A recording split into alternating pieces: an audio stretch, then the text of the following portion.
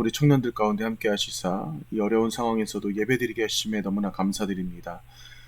이들의 모든 영혼과 이들의 모든 육신을 주님께서 붙들어 주심으로 온전히 저희들이 주 앞에 나와 예배드릴 수 있는 자들 될 수 있도록 함께 하시고 저희들의 마음과 영혼을 주님께서 주장하여 주시옵소서.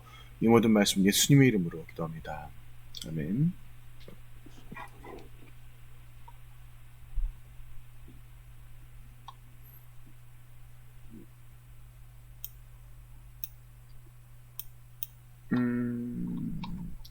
아이고야.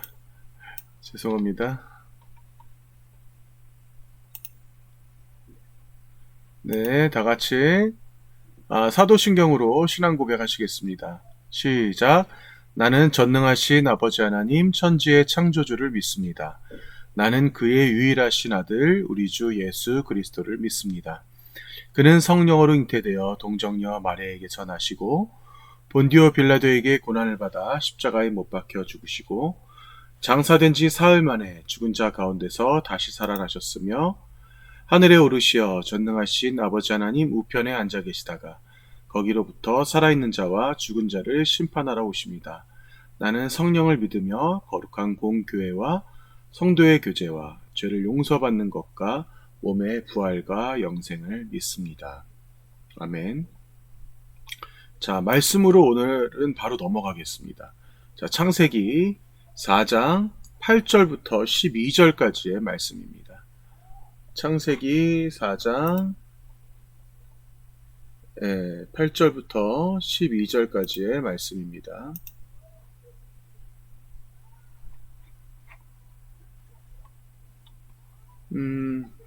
저한테 들리진 않지만 일단 여러분들이 지금 있는 곳에서 이 말씀 우리 같이 한 목소리로 한번 읽어볼까요?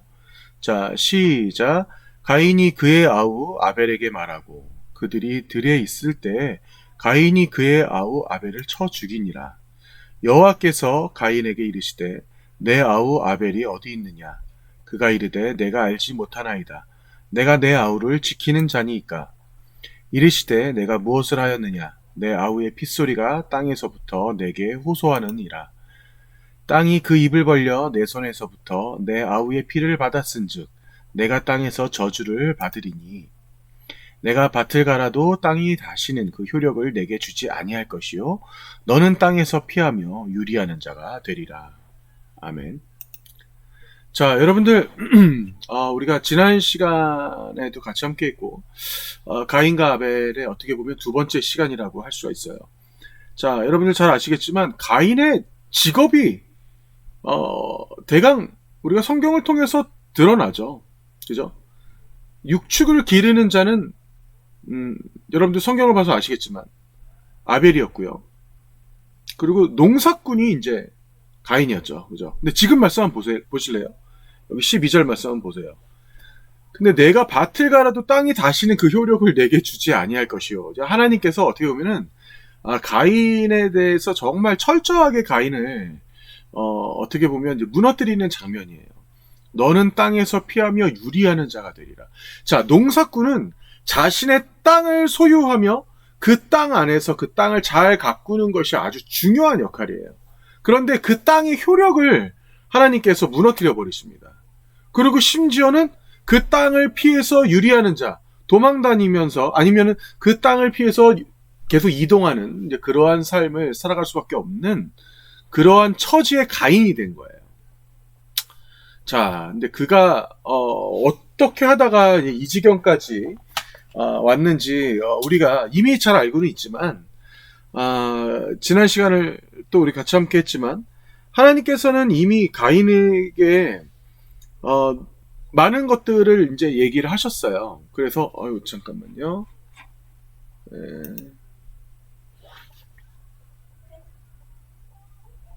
네, 서경이 반가워요. 네. 자, 많은 것들 얘기하셨지만 사실상 우리가 지난 시간의 것들에 대해서 제가 여러분에게 어떤 질문을 드렸죠. 그래서 이거 셀 모임도 잘한 거를 알고 있는데 어떤 11조, 어떤 헌금에 대해서 제가 조금 우리가 잠시 한번 짚어보는 그런 시간을 가졌습니다. 우리가 여러분들이 제가 이제 사실 이 셀 모임 하는 걸 보면서 그래도 우리 청년들이 상당히 그래도 의식이 있고, 되게 성숙하구나라는 또 생각을 또 많이 하게 되었어요. 사실 11조라는 게 단지 제가 지난 시간에도 말씀드렸지만 어떠한 돈으로만 환산할 수 있는 부분은 아니에요. 그 11조 안에는 나 자신이 들어가야 되고, 내가 나의 신앙이 들어가야 되고, 나와 하나님과의 관계가 명확히 서 있어야 돼요. 11조가 단지 내 소산의 10분의 1을 하나님께 드린다고 해서 거기서 그냥 나는 하나님께 할 거 다 했어 라고 끝나는 문제가 아니라는 거야. 진짜 그 안에다가 내가 정말 하나님의 저의 것에서 10분의 1은 제가 하나님께 온전히 바치겠습니다라고 하는 정말 하나님과 나와의 명확한 관계성이 그 안에 있냐라는 것이 그 안에 있어서 어떤 핵심인 거예요. 자,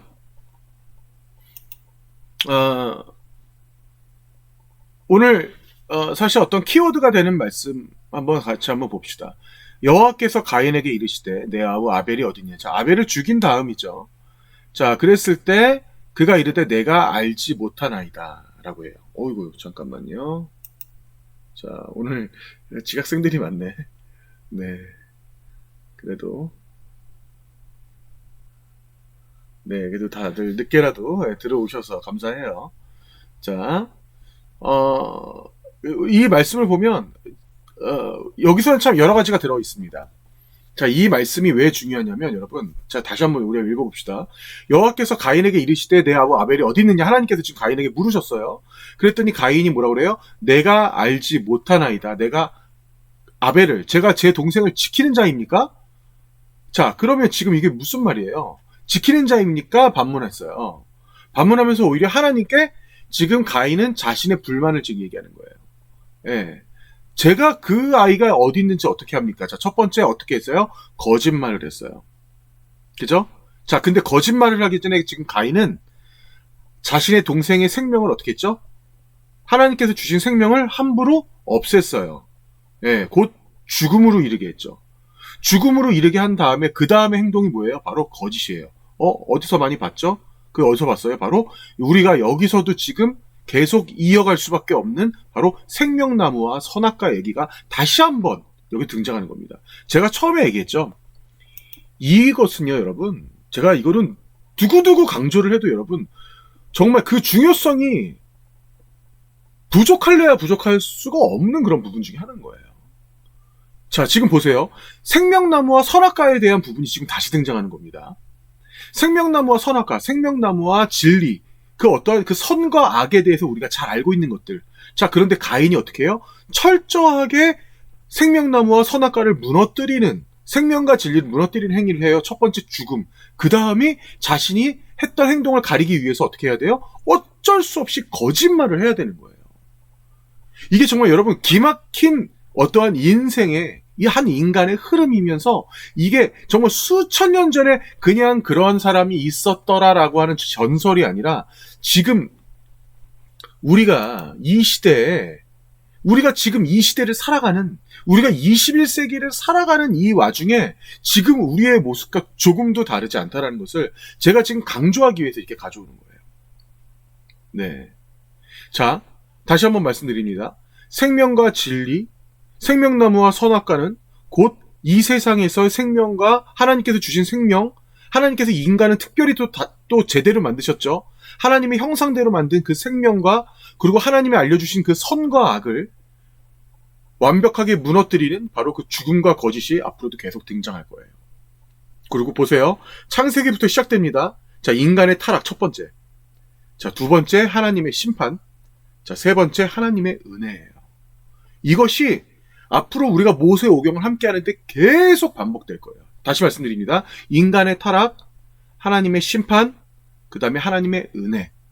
여기서 정말 너무나 중요한 것은 뭐냐면 하나님이 은혜로 반드시 감싸주시면서 거기다가 데일밴드 같은 반창고를 딱 붙여주신다라는 거예요. 네. 너네가 타락하고 너네가 나를 힘들게 하고 너네가 무너졌지만 걱정하지 마. 내가 너네들 끝까지 감싸줄게. 내가 너네들 끝까지 데리고 갈게라고 하는 하나님의 의지가 그 안에 있는 거예요. 자, 말씀으로 다시 돌아갑시다. 자, 하나님께서 여러분 보세요. 지금 가인에 대한 심판인 거예요. 이거는 지금. 너가 밭을 갈아도 땅이 다시는 그 효력을 너한테 주지 않을 거야. 가인아, 미안하지만 너는 농사꾼이지만 너는 그 땅에서 계속 도망 다녀야 되는 신세가 될 거야 라고 얘기를 하시는 거예요. 자, 그랬더니 가인이 이번엔 뭐라고 얘기해요? 하나님, 제 죄가 너무, 저에게 주신 형벌이 너무 무거우신 거 아니에요? 오히려 지금 따지고 있죠. 그죠? 예. 하나님 앞에 따져서 그전에는 뭐라고 따졌어요? 제가 제 아우를 지키는 자입니까? 이거는 반대로 얘기하면 무슨 말이냐면요. 하나님께서 아벨을 그렇게 만드셨잖아요. 하나님께서 아벨을 칭찬하셨잖아요. 하나님께서 아벨 제사만 받으셨잖아요. 라는 의미가 그 안에 들어가 있는 거예요. 그건 무슨 말이에요? 자신이 자기 동생을 죽일 수밖에 없었던 바로 그 합리화를 하고 있는 거죠. 예, 거짓말을 하면서. 이게 사실 여러분, 제가 지금 이거를 천천히 여러분들이 강조하는 이유가 뭐냐면, 우리의 일반 지금의 우리 인생과 너무 비슷한 거예요. 지금의 우리의 신앙 가운데 우리가 이 세상을 살아갈 때 여러분 잘 생각해 보세요. 여러분의 신앙은 오로지 여러분만 알아요. 우리가 이 진리를 가리기 위한 이 첫 번째 이 거짓말이라고 하는 우리의 다른 말로 할까요? 어떠한 그 가식, 어떠한 허세, 허례의식, 어떤 이런 것들, 우리 안에도 담겨 있는 그런 것들, 그게 가인과 조금도 다르지 않다라는 것을 지금 얘기하는 겁니다. 자, 조금만 더 가봅시다. 자, 주께서 이 지면에 나를 쫓아내온즉 주의 낯을 배웁지 못하리니 내가 땅에서 피하여 유리하는 자가 될지 물은 나를 만나는 자마다 나를 죽이겠나이다. 자, 오늘 제가 공통 질문의 핵심인 말씀인 거죠. 자, 오늘 공통 질문 뭔지 알죠, 여러분? 그죠? 자, 지금 하나님께서 에덴 동산을 창조하시고 그 안에 이제 동물들과 사람들을 다 이렇게 만들어 놨어요. 자, 그 다음에 아담과 하와가 아이를 낳았는데 그 아이들이 잘 살면 좋을 텐데 큰 아이가 둘째 아이를 패 죽였어. 자, 그런데 가인이 지금 에덴 동산을 쫓겨나게 생겼는데 지금 가인이 하는 말 좀 보세요. 제가 에덴 동산에서 쫓겨나는 건 좋은데 나를 만나는 자마다 나를 죽이면 어쩝니까? 라고 하는 지금 말씀이에요. 내가 내 동생이 죽인 게 이미 소문이 나버렸기 때문에 나를 아는 자마다 나를 죽이려 하면 어떡합니까? 라고 지금 얘기하는 거죠. 자, 여기서 오늘 공통질문 들어갑니다. 오늘 셀 모임 때 여러분들끼리 잘 한번 나눠보세요. 자, 하나님께서 이 세상을 창조하시고 이 인간을 창조한 지 얼마 되지도 않았는데 과연 이때 가인이 누굴 만난다는 얘기일까요?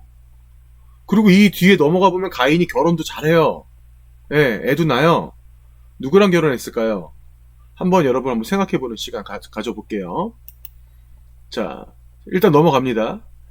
여호와께서 그에게 이르시되 그렇지 아니하다. 가인을 죽이는 자는 벌을 7배나 받으리라 하시고 내가 너에게 어떤 표를 줄게. 어떤 티켓을 줄 테니까 너를 만나는 모든 사람에게 너는 죽음을 면하지 않을 거야 라고 하는 하나님께서 가인을 안심시키세요. 자, 그러면서 가인이 에덴 동쪽 롯 땅에 거주한다 라고 나오죠. 자, 조금 더 넘어가 봅시다. 자, 가인이 이제 어떤 아내를 만납니다. 그래서 아내를 만나서 여기서 좀 독특한 장면이 나오죠. 자, 이게 독특하지 않을 수가 있겠지만 여러분들 보세요. 가인이 애를 낳았는데 그 아이 이름이 뭐예요? 바로 에녹입니다. 네, 에녹이에요. 자, 여기서 여러분 에녹이라는 사람을 잘 알고 있죠? 여러분이 알고 있는 그 에녹은 누구예요? 바로 죽음을 면하지 않고 하나님이 한 번에 데려간 사람이에요. 그 에녹과 여기 가인이 낳은 이 에녹과 같은 사람일까요? 자, 다른 사람일까요? 자, 결론 먼저 얘기할게요. 다른 사람이에요. 여기서 그 에녹 아닙니다. 자, 일단 넘어가 볼게요. 자, 그러면서 지금 이 부분부터 여러분 잘 보세요. 어떠한 족보처럼 흘러가는 부분이 나옵니다. 족보처럼 흘러가는데 에녹이 이랏을 낳고 이랏은 무후야엘을 낳고 그 다음에 무후야엘은 무드사일을 낳고 무드사일은 라멕을 낳았어요. 자, 그런데 자, 중요합니다. 라멕이 두 아내를 맞이했습니다. 자, 갑자기 본격적으로 일부 다처제가 나와요. 일부 다처제, 하나님이 원하신 조건이 아니에요. 원하신 어떠한 그러한 인간의 어떤 모습이 아니에요. 자, 그런데 이 원하는 모습이 아닌 이 사람이 두 아내를 취한 다음에 그 다음에 어떠한 행동을 하는지 조금 뒤에 이제 우리 나올 거예요. 그러면서 야단은 야발을 낳고 그는 장막에 거주하며 가축을 치는 조상이 됩니다. 자, 이 부분도 조금 더 상징적으로 등장합니다. 가인의 자손 중에 하나는 가축을 치는 자가 나오고 하나는 수금과 퉁소를 잡는 악기를 다루는 자가 나와요. 여기서 상징적인 뭐냐면 여기서 말하는 악기를 다루는 자라는 건 바로 유흥을 얘기하는 겁니다. 유흥과 쾌락을 얘기하는 거예요. 자, 그 다음에 두발 가인을 낳았는데 그는 구리와 쇠로 여러 가지 기구를 만드는 그런 자가 됩니다. 갑자기 철기 시대로 넘어가죠. 자, 철기 시대로 넘어가면서 바로 이들에게 있어서 바로 무기와 전쟁과 죽음을 말하는 거예요. 가인의 자손들이 이렇게 쾌락과 그 다음에 죽음을 상징하는 전쟁을 하는 그런 무기를 만드는 자들로 계속 자손들이 번창된다라는 것에 대해서 이렇게 상징적으로 지금 창세기 4장에서 등장하고 있는 겁니다. 굉장히 상징적이고 아주 중요한 부분이에요. 이게 5장과 상반되면서 이뤄져요. 제가 그래서 여러분들에게 오늘 성경책을 준비하라고 했던 거예요. 자, 근데 갑자기 라멕이 다시 등장해요. 23절 보세요, 지금. 23절 봤더니 라멕의 아내들에게 이르되 아다 신라여 내 목소리를 들으라 하면서 여기서 라멕이 어떻게 해요? 내가 사람을 죽였고 나의 상함으로 말미암아 소년을 죽였도다. 자, 가인의 자손 중에 라멕이란 자가 하나님이 시키지도 않은 일부 다처제를 했던 이 사람이 심지어 사람까지 죽이는 바로 그 다음에 나타나는 또 살인자가 가인의 자손 중에 등장한다라는 것을 여러분들은 보실 수가 있습니다. 자, 가인을 위하여는 벌이 7배일진데 라멕을 위하여는 벌이 70배이다 라고 지금 나와요. 하나님께서 이 가인의 자손 라멕까지도 굉장히 저주하는 장면이 나옵니다. 자, 그러면서 갑자기 아담과 하와로 넘어가요, 여러분. 25절 보세요. 아담이 다시 자기 아내와 동침함에 그가 아들을 낳아 그의 이름을 셋이라 하였습니다. 자, 아벨 대신에 다른 씨를 주셨어요. 자, 그래서 셋도 아들을 낳고 그의 이름을 에노스라 하였으며 라면서 그때 사람들이 비로소 여호와의 이름을 불렀더라 하면서 이제 넘어가죠. 자, 제가 그 다음 말씀을 가져오진 않았는데 여러분 지금 성경책 잠깐 펴보실래요? 성경책. 자, 지금 우리가 읽은 부분이 창세기 4장을 다 읽었어요. 자, 여러분 성경책 잠깐 보실래요? 5장 펴보세요. 5장. 자, 창세기 5장 펴보세요. 지금 나만 피고 있는 거 아니죠? 네, 다 같이 지금 보시고 계신 거죠? 네, 그죠? 네. 자, 5장 보시면, 자, 여러분, 4장 지금 4장 끝 무렵에 가인의 자손들에 대해서 지금 어떻게 낳고 누굴 낳고 이렇게 나왔죠? 자, 그 다음에 지금 5장 1절부터 잠깐 볼게요. 이것은 아담의 계보를 적은 책이니라. 하나님이 사람을 창조하실 때 하나님의 모양대로 지으시되, 자, 지금 보세요. 벌써 뉘앙스가 달라지는 거야. 우리가 느낄 수가 있습니다. 5장 1절부터 지금 아담의 계보, 정확히 말하면 셋의 계보예요. 셋이 낳은 자들을 나오는데 지금 여기서 뉘앙스가 달라져요. 자, 그러면서 2절 보세요. 남자와 여자를 창조하셨고 그들이 창조하던 날에 하나님이 그들에게 복을 주시고 그들의 이름을 사람이라 일컬었어요. 자, 다시 또 얘기하십니다. 아담은 130세에 자기 모양, 자기 형상과 같은 아들을 낳아 이름을 셋이라 하였습니다. 자, 4절. 아담은 셋을 낳은 후 800년을 지내며 자녀를 낳았어요. 그는 930세를 살고 죽었어요. 셋은 105세에 에노스를 낳았어요. 에노스를 낳은 후 807년을, 자, 여기서 몇 년 산 게 중요한 게 아니에요. 자, 8절 보세요. 그는 912세를 살고 죽었어요. 10절 보세요. 게난을 낳은 후 815년을 지내며 아들을 낳았어요. 그는 905세를 살고 죽었어요. 자, 13절 보세요. 마할랄렐은 낳은 후 840년을 지내며. 자, 제가 지금 이 부분을 강조하는 이유가 뭐냐면요. 여러분, 가인의 자손들과 셋의 자손들을 성경에서 나열을 할 때 지금 우리가 5장을 보면 어떤 걸 느낄 수 있냐면 4장에선 나오지 않았던 것들이 나옵니다. 그 사람들이 몇 년까지, 몇 살까지 살았으며 그가 누구를 낳고 계속해서 등장하는 장면이 나와요. 이 장면들을 우리가 볼 때 하나님의 섬세함을 볼 수가 있습니다. 가인의 자손들도 하나의 큰 민족을 이뤘어요. 셋의 자손들도 엄청나게 큰 민족을 이뤘겠죠. 물론 그 자손들이 지금까지 왔을 테니까. 그런데 셋의 자손들에서 얘기할 때는 하나님이 정성스럽게 모세를 통해서 적게 만듭니다. 그들이 굳이 몇 살까지 살았는지까지 거기다 언급을 하시면서. 자, 여기서 우리 한번 생각해 봅시다. 가인의 자손들 중에 하나님을 믿는 사람이 없었을까요? 어떻게 보면 굉장히 원론적인 질문이에요. 가인의 자손들 중에 하나님을 믿는 사람이 없었을까? 아니죠? 아니죠. 자, 명확하게 얘기해 볼까요? 가인도 하나님을 믿는 사람이었어요. 중요한 건. 그죠? 가인도 하나님을 믿는 사람이었어요. 왜? 가인은 특별한 사람이에요. 하나님이 직접 나타나서 그에게 말씀을 줬기 때문에 가인이야말로 진정으로 하나님을 제대로 만난 사람 중에 하나예요. 그의 자손들 중에 어떠한 자손들이 나왔는지 상징적으로 무기를 만드는 자, 그리고 어떠한 쾌락을 담당하는 자 분명히 나오죠. 근데 하지만 그 밑에 자손들 가운데 분명히 하나님을 제대로 섬기는 자들도 나왔겠죠. 하지만 가인의 자손들이 어떻게 됐다라고 하는 것에 대한 하나님의 어떤 그런 상징적인 그 느낌들을 우리가 봤을 때 여기서 중요한 건 뭐냐면 믿는 자와 안 믿는 자를 구분한 게 아니에요. 다시 말할까요? 크리스찬과 비크리스찬을 구분한 게 아닙니다. 똑같이 다 하나님 믿는 사람들인 거예요. 우리 안에 내가 가인의 가족의 계보를 만들 것이냐, 내가 셋의 계보를 만들 것이냐에 바로 이 안에 있는 거야. 다 똑같이 크리스찬이야. 다 똑같이 하나님 믿는 사람이야. 제가 여러분 참 이 말씀을 준비하고 저 또한도 이 말씀의 은혜를 받으면서 느끼고 저 스스로도 반성하는 게 뭐냐면요. 하나님이 굳이 안 믿는 사람들과 우리를 비교시키지 않아요. 이거는 예수님의 비유에도 마찬가지예요. 예, 제가 가라지 비유 엄청 많이 여러분들에게 강조했잖아요. 그 가라지가 어디에 있어요? 그 밭에 있어요. 가라지와 알곡이 어떻게 있어요? 떨어져 있어요? 가라지는 밭 밖에 있나요? 아니죠. 밭 안에 가라지와 알곡이 같이 있죠. 그 밭은 어디예요? 그 밭은 바로 생수교회예요. 우리가 있는 공간이라는 거예요. 우리가 있는 공간 안에 가라지도 있고 알곡도 있다라는 거죠. 이게 얼마나 무서운 말씀이에요.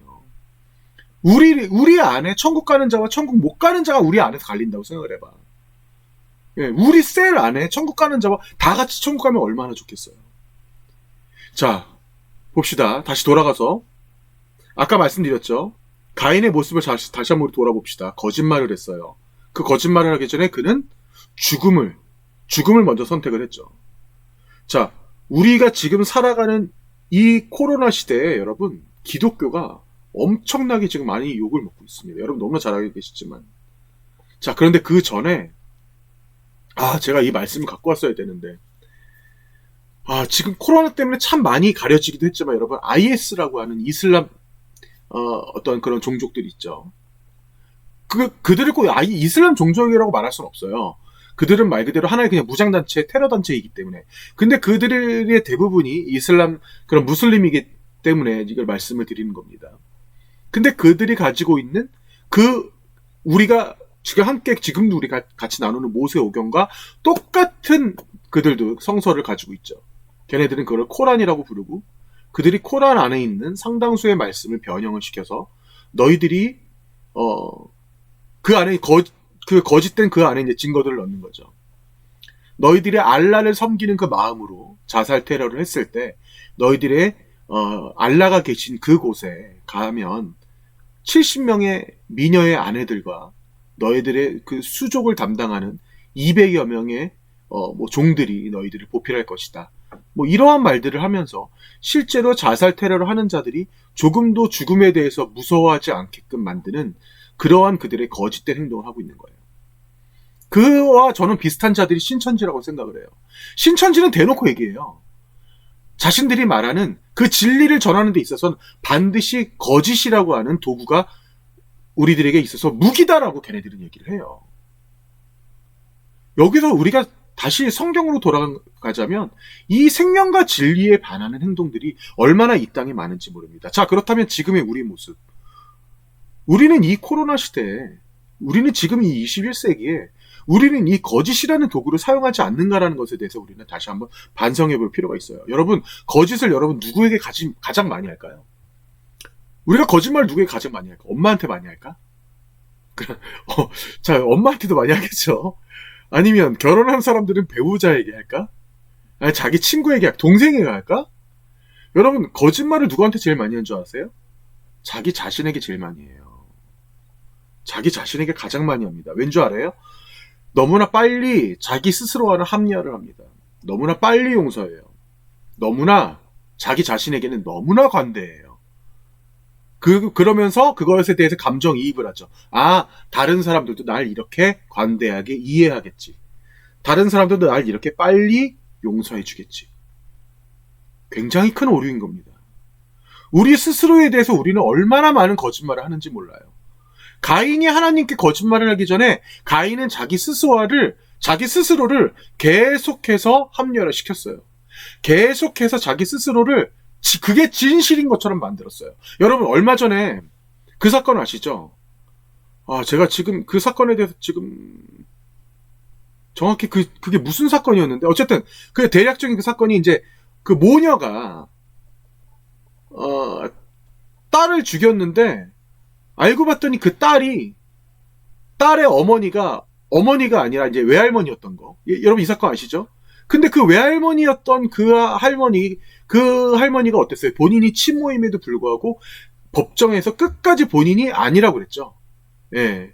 유전자 검사를 했을 때 99.9%가 어머니라고 이미 드러났는데도 불구하고 본인은 끝까지 결백을 주장했어요. 여러분 그 사람이 그렇게 결백을 주장할 수 있는 이유는 뭐냐면요. 자기 스스로를 완벽하게 합리화시키는 그런 과정을 하는 거예요. 이게 심리학적으로도 실제로 자기 스스로는 나는 범죄자가 아니다. 나는 거짓말을 한 게 아니다. 이게 진실이다. 이게 진실이다. 자기 스스로를 최면화시키는 사람의 어떤 그런 심리적인 작용을 한다고 합니다. 우리가 지금 살아가는 시대는 여러분요, 엄청나게 빠른 그런 시대를 우리는 겪고 있어요.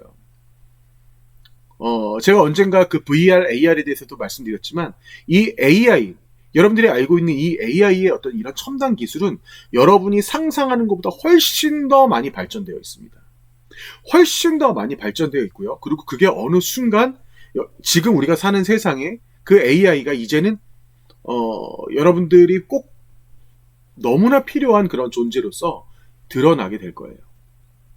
그러한 시대에 여러분, 지금 이 시대에 어떠한 거짓말 정도는요, 너무나 우습게, 정말 진리라고 하는 이런 말조차도 너무나 우습게 그냥 밟혀버릴 수밖에 없는 그러한 시대에 여러분 살고 있어요. 그런데 더 심각한 문제는요, 이러한 시대에 우리가 살아가고 있는데 실제로 이 기독교라고 하는 우리가 믿는 이 종교가 그 안에서 같이 그런 모습을 보이고 있다는 거예요. 하나님께서 제일 싫어하는 생명을 죽이고 그리고 진리를 가리려고 하는 어떠한 그러한 문제들, 전혀 성경적이지 않은 문제들로 기독교 안에서의 젊은 청년들이 계속 교회 밖을 나갈 수밖에 없는 그러한 짓을 저지르고 있다는 거예요. 예를 들어서 세습, 성적인 문제, 돈의 문제, 정치 문제로 교회 안에서 굳이 다루지 않아도 되는 그런 문제들로 그러한 것들로 문제를 일으켜서 수많은 젊은 청년들이 교회 밖을 나가게 만드는 이러한 모습을 지금 우리가 보여주고 있다는 거죠. 여러분, 제가 이 말씀들을 오늘 우리가 가인을 통해서 우리가 같이 함께 말씀을 나누면서 우리가 진짜 우리 스스로를 돌아볼 필요가 있는 거예요. 나는 정말 주님 앞에 내가 정말 가식적이진 않았는지, 정말 어떠한 허세를 부리진 않았는지, 어떠한 허례허식이 그 안에 있진 않았는지. 여러분, 교회를 믿지 마세요. 예수님을 믿으셔야 돼요. 여러분들이 십수년간, 아니 수십 년간 지켜온 그 신앙에 대단하다고 생각하지 마세요. 그 신앙을 의지하지 마세요. 예수님을 의지하세요. 진정으로 우리 스스로가 완벽하게 다시 한번 깨져서 내가 정말 그 예수 그리스도의 그 진리로 들어가야 될 때입니다. 가인과 같이 그가 사는 시대에 그 진리를 가리기 위한 첫 번째는 오로지 거짓이며 그것은 곧 죽음을 향하는 거예요. 여러분 다 몰라도요, 나는 알아요. 내 신앙이 얼마나 가식적인지. 정말 하나님 앞에 진실하게 서야 됩니다. 절대 썬데이 크리스찬이 되지 마세요, 제발. 주일날 교회 잠깐 왔다 갔다고 해서 여러분들이 천국 갈 수 있는 보장이 없어요. 제가 그래서 여러분들에게 정말 간절하게 말씀드리고 싶은 것 중에 하나는 뭐냐면요. 여러분들 나중에 죽고 나서 내가 막상 죽었더니 내가 지옥이면 얼마나 억울하냐 이거야. 교회를 안 다니는 자들과 똑같은 공간에 있다면 얼마나 억울해요. 다시 말하지만 가인은요, 여러분. 지금 이 시대로 말하자면 비크리스찬이 아니에요. 안 믿는 자가 아니에요. 그 사람도 하나님 아는 사람이었어요. 하지만 그의 삶은 결국 어디였어요? 그의 삶은 결국 세상이었어요. 지금 그러한 기독교인이 넘쳐납니다. 저 믿어요, 하나님.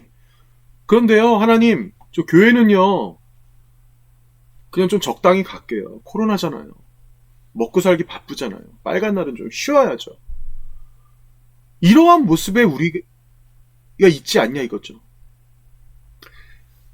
말씀을 정리하면서 우리가 교회를 그래도 지금 제가 말씀을 전하면서 제가 기독교를 비판하고 이런 모습을 보이긴 하지만 우리 이제는 교회를 좀 욕하지는 말자고요. 밖에 세상 사람들과 얘기할 때는.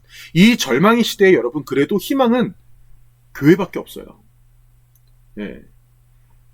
얼마 전에 제가 어떠한 미국 목사님의 그 강의를 들으면서 정말 엄청 감동이었던 그런 말씀하시더라고요. 그분이 그러니까 물론 한국 대학생들을 대상으로 해서 하는 강의이긴 했는데 신학교 교수님이세요. 그분이 뭐라고 말씀하시냐면 120년 전에 한국에 처음 기독교가 들어왔을 때 기독교는 엄청난 희망을 품고 그 안에서 수많은 사람들이 정말 무릎 꿇고 회심하는 역사가 일어났다라는 거예요. 그러면서 정말 수십 년 동안 계속해서 기독교가 발전해 왔는데 지금 기독교가 대한민국에서 엄청나게 많이 무너지고 수많은 기독교인들이 교회를 떠나고 그러고 있지만 근데 객관적으로 전 유럽 사회와 그리고 뭐 호주나 그리고 뭐 아메리카 대륙 이런 전 서구 사회를 같이 비교해서 봤을 때 대한민국만은 그 서구 사회와 다른 그래도 비전이 있다. 아직은 무너지지 않았다라고 하는 그분의 희망의 말씀을 우리한테 하시더라고요. 지금 유럽 사회는요, 여러분 평생 교회 3번 가요. 태어났을 때 한번, 결혼할 때 한번, 죽었을 때 한번. 예.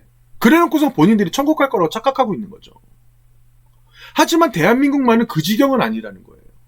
그렇기 때문에 지금 이 시대에, 지금 이렇게 무너진 시대에, 지금 이렇게 진리가 무너진 시대에 그래도 믿을 만한 곳은 교회밖에 없다라고 얘기를 하는 거예요. 특히 한국 교회는 그래도 아직은 희망이 있다라고 얘기를 합니다. 그 희망이 어디 있어요? 바로 오늘 이 시간에 말씀을 듣고 있는 바로 여러분들에게 있는 거예요. 여러분들은 이 땅에서 여러분들이 속한 곳에서 반드시 어떠한 곳에 있든 간에 여러분 반드시 리더가 반드시 한 번쯤은 돼요. 가정의 리더, 회사의 리더, 여러분이 살고 있는 어떤 공동체의 리더가 될 거예요. 우리나라에 여러분 1919년도에 3.1운동 일어났을 때 우리나라의 기독교인이 몇 명이었는지 아세요? 퍼센티지 따졌을 때 지금 일본과 같은 1%였어요. 1%. 여러분 파고다 공원에서 독립선언문 외쳤던 33인의 독립운동가들 아시죠? 그 중에 16명이 기독교인이었어요. 임시정부 처음에 수립했을 때 1948년 임시정부 상하이에서 수립했을 때 여러분 첫 번째 국회의원 그 의회를 어떻게 했는지 아세요? 그 사람들 전부 다 기도로 시작했어요. 하나님은요, 일본 중국과는 또 달라요. 예, 하나님은요, 이 대한민국을 사랑하십니다. 평생 교회 3번 가는 서구 사회와 달라요. 진리 위에 여러분들 스스로를 절대 속이지 마세요. 하나님 말씀 위에 여러분들이 그 진리를 믿고 그 진리 가운데 여러분들이 바로 서면서 이 땅에 거할 수 있기를 간절히 소원합니다. 가인이 3500년 전에 있었던 전설적인 인물이 아닙니다. 그런 사람들 이 땅에 정말 수없이 많아요. 저도 이 말씀을 준비하면서 내 안에도 그런 모습이 있을까봐 정말 다시 한번 회개하면서 이 말씀을 준비하게 되더라고요. 오늘 다시 이 말씀을 우리 기억하면서 여러분들에게 있어서 더 큰 그 은혜 가운데 또 한 주간이 될 수 있기를 바랍니다. 자, 제가 생각해 볼 문제, 하나님이 창조 이후 14절을 우리가 아까 같이 읽었죠. 가인이 만나는 사람은 누구였을까? 라는 어떠한, 어떻게 보면 오늘 제가 말씀을 전했던 것만큼이나 막 되게 이제 깊이가 있거나 뭐 어떠한 그런 뭐랄까 의미심장한 그런 내용은 아니지만 여러분들 셀 모임하면서 같이 한번 나눠보시고 우리 셀 리더 분들은 이 말씀을 나누면서 뭐 큐티에 관련된 것과 그리고 기도 제목도 같이 꼭 나눠주실 수 있기를 바랍니다. 자, 그러면 정말 이 말씀들, 우리 같이 함께 나눴던 말씀들이 여러분들에게 있어서 그래도 우리에게 아직은 희망은 있다. 정말 나에게 있어서 예수 그리스도밖에 진리는 예수 그리스도밖에 없다라는 것을 여러분들이 그 고백하는 마음으로 오늘 말씀을 마무리하겠습니다. 같이 그러면 주기도문 하시고 제가 광고 말씀 전하겠습니다. 같이 주기도문 하시겠습니다. 시작. 하늘에 계신 우리 아버지, 아버지의 이름을 거룩하게 하시며 아버지의 나라가 오게 하시며 아버지의 뜻이 하늘에서와 같이 땅에서도 이루어지게 하소서. 오늘 우리에게 일용할 양식을 주시고 우리가 우리에게 잘못한 사람을 용서하여 준 것 같이 우리 죄를 용서하여 주시고 우리를 시험에 빠지지 않게 하시고 악에서 구하소서. 나라와 권능과 영광이 영원히 아버지의 것입니다. 아멘. 자, 오늘 광고 말씀 전하기 전에 제가 오늘 우리 지금 큐티 본문이 어딘지 아시죠? 지금 큐티 본문이 레위기예요. 근데 참 이 레위기 본문을 제가 이렇게 보면서 레위기에 대해서 내가 먼저 여러분들에게 설명을 해줬으면 얼마나 좋았을까라고 하는 좀 아쉬움이 좀 생겼었어요. 그래서 사실 레위기는 아직 우리가 지금 가려면 아직도 멀었어요. 이제 우리 지금 창세기 4장 했는데. 그래서 제가 지금 레위기 여러분, 제가 만약에 레위기 강의를 한다면 레위기 전체를 2주 안에 끝낼 거거든요. 왜냐하면 그만큼 아주 핵심적이면서 여러분 이 레위기 이것만 들으면 완전히 어느 정도 정말 상당 부분이 여러분들의 어떤 그런 궁금증이나 답답함이 해소될 수 있을 만한 그러한 좀 정리가 될 거라고 생각을 했었어요. 그런데 이제 여러분들이 근데 이번 달 3월 달 그 큐티의 레위기가 통째로 등장을 하면서 레위기를 단지 어떠한 그런 그 제사의 형식과 법률적인 부분으로만 우리가 생각하지 말자라는 것을 제가 좀 강조드리고 싶었어요. 처음부터. 근데 이제 그런 것들에 대해서 아직 조금 제가 레위기까지 강의가 가려면 좀 시간이 있기 때문에 제가 간략하게 여러분 조금 서머리만 조금 해드릴게요. 자, 이것만 잠깐만 봐주세요. 자, 레위기는 크게 여러분 오른쪽을 보세요. 크게 보시면 아니 전체를 다 봅시다. 맨 왼쪽을 보세요.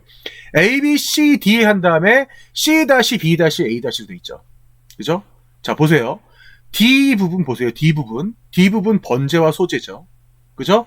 맨 위에 A 부분 보실래요? 번제와 소제입니다. 맨 밑에 보실래요? A- 번제와 소제예요. 자, 다시 D로 돌아갈게요. D 부분 보세요. D 부분 번제와 소제를 기준으로 해서 반을 접는다라고 생각해 보세요. 레위기는요, 여러분, 샌드위치 구조로 되어 있어요. 샌드위치 구조로 되어 있어요. 다시 말씀할게요. 번제와 소제를 시작해서 번제와 소제가 가운데 들어가고 번제와 소제로 마무리가 되는 거예요. 자, 그러면 B 보세요. 화목제. C 보세요. 그 속제제와 속건제. C 다시 보세요. C 다시 속제제와 속건제. B 다시 보세요. 화목제죠. 그죠? 자, 레위기는 이렇게 샌드위치 구조로 이루어지는데 구약 성경의 상당 부분이 샌드위치 구조로 이루어지는 게 많이 있고요. 그리고 여러분 참고로 말씀드리지만 예수님이 십자가에 못 박히기 전 일주일을 7일로 봤을 때 그 첫날과 7일도 역시 샌드위치 구조로 이루어지는 어떠한 그러한 구조가 이루어져요. 성경은요, 때로는 어떠한 이러한 구조 안에서 우리에게 메시지를 강조하면서 전해주려고 합니다. 자, 다시 돌아갈게요. 번제와 소제, 화목제 같은 경우는요, 아주 의무적인 제사입니다. 반드시 하나님 앞에 드려야 되는 제사예요. 그리고 속제제와 속건제는 항상 같이 등장해요. 속제제와 속건제는 항상 같이 등장하는데 제가 이거를 미리 조금 설명을 드리자면 아마 내일 여러분 큐티 말씀이 속건제가 아마 나올 거예요. 자, 그런데 속제제는 뭐냐면요, 내가 하나님 앞에 내가 지은 죄를 고스란히 주님 앞에 회개하면서 내려놓는 것이 바로 속죄제입니다. 자, 그런데 속건제는 뭐냐면요, 여러분 제가 여기서 설명을 예를 안 들 수가 없는 바로 그 영화가 있어요. 바로 그 영화가 바로 뭐냐? 바로 밀양이라는 영화예요. 밀양이라는 영화에서 전도연이 어떻게 됐어요? 자신의 자신의 아들을 죽인 그 범죄자를 교도소에 찾아가서 내가 당신을 용서하러 왔습니다. 그랬더니 그 살인자가 뭐라고 얘기해요? 걱정하지 마세요. 저는 하나님이 이미 저를 다 용서했습니다. 그래서 그때 전도연이 완전히 멘붕 상태가 돼서 집으로 돌아와서 구역 예배를 드리는데 다 깽판을 나요. 내가 용서하지도 않았는데 하나님이 뭔데 용서해? 내가 용서하지도 않았는데 하나님이 용서해버리면 나는 그 사람을 내가 언제 용서할 수가 있어? 라고 하면서 하나님께 저주를 퍼부으면서 굉장히 기독교 비판적인 영화로 우리가 밀양이라는 영화를 봤어요. 오래된 영화이긴 하지만 여러분 안 본 사람도 있다면 꼭 한번 그 영화 보세요. 기독교인이라면 저는 반드시 봐야 된다고 생각을 해요. 그런데 이 영화를 만든 사람은 대놓고 작정하고 기독교를 비판하긴 했지만 지금 여러분이 보고 있는 바로 이 속건제가 뭔지 아세요? 내가 타격을 준 사람에게 100%에서 120% 이상 그 사람에게 반드시 보답을 해야 되는 바로 그 제사 중에 하나예요. 하나님께서는 여러분 굉장히 합리적이에요. 하나님은 굉장히 융통성이 있는 분이세요. 그 밀양이란 영화처럼 그냥 단지 하나님께 내가 그 회개하고 끝나는 문제가 아니에요. 나의 죄에 대해서 그냥 회개 한 번으로 우습게 넘기려고 하지 말라는 게 바로 이 레위기에서 경고처럼 나타납니다. 그렇기 때문에 이 레위기에 나오는 이 제사들, 얼마나 귀중하고 소중한 그 제사들의 어떤 모습이 다 담겨 있는지 몰라요. 거기다가 이 인간들에게 있어서 너희가 제사 드리기 힘들면 너희들 사정에 맞춰줄게 하면서 하나님께서 계속 그 제사의 방법들을 민수기도 넘어가면서 계속 바꿔주세요. 네. 이 안에도 역시 그리스도, 예수 그리스도에 대한 보혈과 사랑이 담겨 있어요. 얼마나 은혜인지 몰라요. 하나만 더 말씀드릴게요. 레위기에서 핵심이 되는 것 중에 뭐냐면, 또 하나가 뭐냐면, 이 법률적인 부분, 지금 여기서 지금 제사의 방법이 나왔죠? 이 법률적인 부분, 제사에 관련된 어떤 율법에 대한 이 부분이 넘어가면, 그다음부터는 어떤 것들이 나오냐? 바로 정결에 대해서 나와요. 정결과 부정에 대해서 나옵니다. 어떤 것들이 정결하다. 내가 거룩하듯이 너희도 거룩해라. 여러분 이런 말씀 되게 많이 들어봤죠? 내가 거룩하듯이 너희도 거룩해라. 정결해야 된다. 이것은 부정한 것이다. 이것은 부정한 것이다. 여러분 아마 이런 말씀을 굉장히 많이 들어봤을 거예요. 목사님들이 뭐 어떤 그런 뭐 설교의 어떤 그런 비유나 여러 가지 그냥 참고 말씀으로도 많이 가져오셨기 때문에. 자, 제가 한번 얘기 들어볼게요. 성경에서, 레위기에서 이 시대를 살았던 이스라엘 백성들은 이 시대 이후로 예수님이 오실 때까지 그 수천 년 동안 이들이 생각했던 레위기 안에서 말하는 그 부정한 것들, 어떠한 거였어요? 바로 시체 만지지 말아라. 피 만지지 말아라. 몸에서 피가 나는 자는 반드시 뭐 며칠부터 아니면 며칠간 너희들 몸을 어떻게 해라. 그리고 피가 나는 사람은 부정하기 때문에 그 몸에서 피가 나는 사람 근처에도 가지 마라. 왜냐하면 그 사람을 만지면 같이 부정해진다. 이런 여러 가지 것들이 나옵니다. 그 또 하나, 3가지가 부정이에요. 대표적인 게 바로 처음에 시체, 2번째 피, 3번째 피부병이에요. 자, 그런데 여러분, 우리 한번 상상해 봅시다. 이때 광야 생활 40년 했어요. 그 건조하고 척박한 땅에서 피부병 하나 없었을까? 200만 명의 사람들이에요. 자, 2번째. 그 안에 노인들이 얼마나 많았겠어.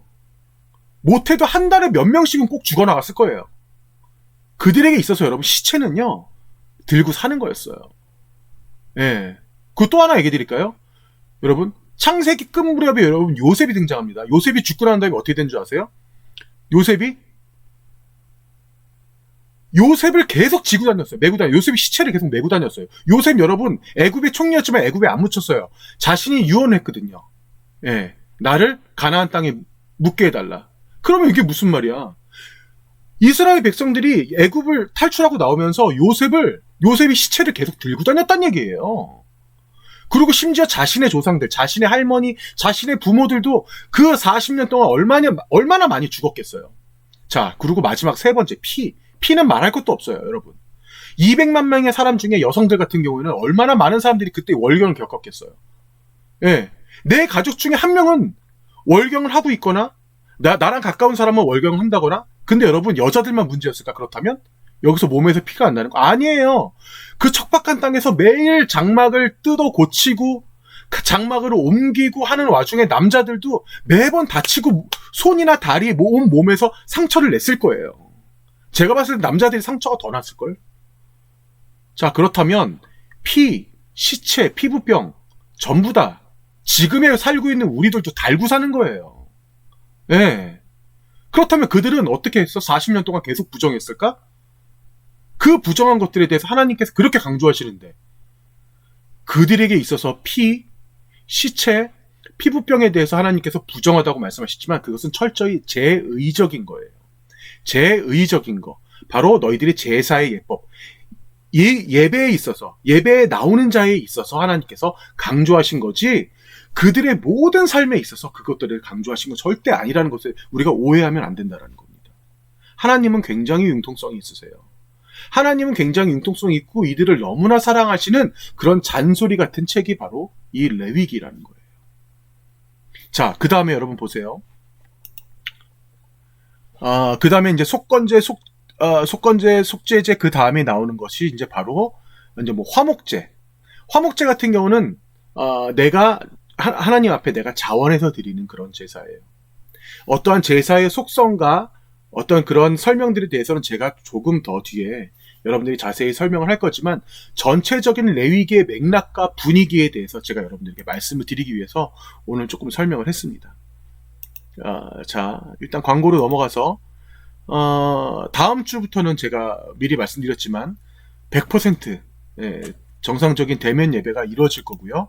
그리고 제가 약속드렸듯이 다음 주는 대면 예배이기 때문에 우리 그 예배 시작과 동시에 찬양하지 않고 바로 이 영화를 보게 될 거예요. 그래서 이 영화 보고 나서 같이 조금 나누는 시간이 있으면 좋을 텐데 아마 그럴 시간까지 쉽지 않을 것 같아요.